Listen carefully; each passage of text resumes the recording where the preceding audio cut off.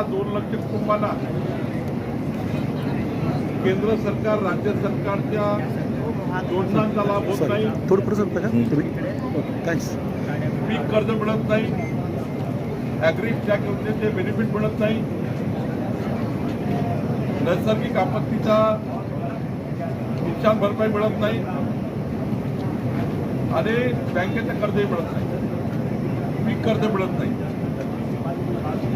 आदिवासी संघटनांनी आणि आदिवासी भागाच्या आमदारांनी मागच्या अनेक वर्षापासून मागणी केली होती की वनपट्टेधारकांना स्वतंत्र पद्धतीने सातबारा असावा. माननीय मुख्यमंत्री देवेंद्र फडणवीसजींनी माझ्या अध्यक्षतेखाली एक समिती तयार केली होती आणि मला सूचना दिल्या होत्या की आदिवासी पट्टेधारकांना त्यांना सर्व योजनांचा लाभ मिळाला पाहिजे. याकरता गाव नमुन्यामध्ये सुधारणा करा. आणि आता मला या गोष्टीचा अभिमान आहे की आदिवासी वनपट्टेधारकाकरता 7E आणि 12E तयार करण्यात आला.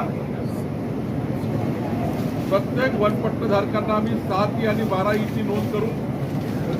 त्यामध्ये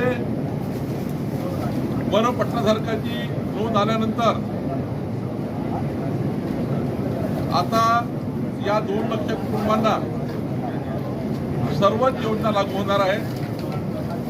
या कुटुंबांना शेतीचं कर्ज मिळेल, केंद्र सरकारच्या राज्य सरकारच्या योजना मिळेल आणि त्यामुळे आदिवासी भागातील सर्व वनपट्टेधारकांना माझी विनंती आहे, आम्ही लवकरच त्याचा भूमी अभिलेख करणार आहोत, मोजणी करणार आहोत आणि आता एक मोठा अधिकार आता आदिवासी भागातील वनपट्टेधारकांना मिळणार.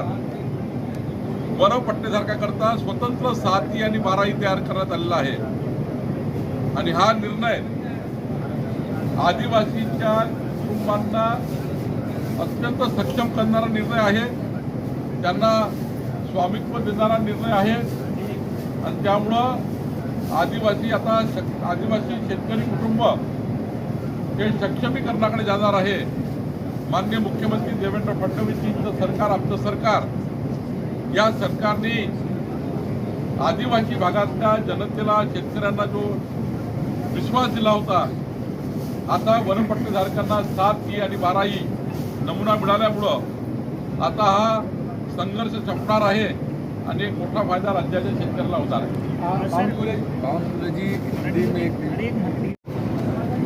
प्रत्येक कॅबिनेटमध्ये माननीय मुख्यमंत्री जो विषय रोहित पवारांनी मांडला आहे त्याबद्दलचा आढावा घेत असतात, रेग्युलर विषय आहे. पण ही गोष्ट खरी आहे की रोहित पवारांचं आंदोलन सोडवताना शासनाने एक बैठक लावतो म्हटलं ती बैठक होईल ना, कुठं म्हटलं आहे.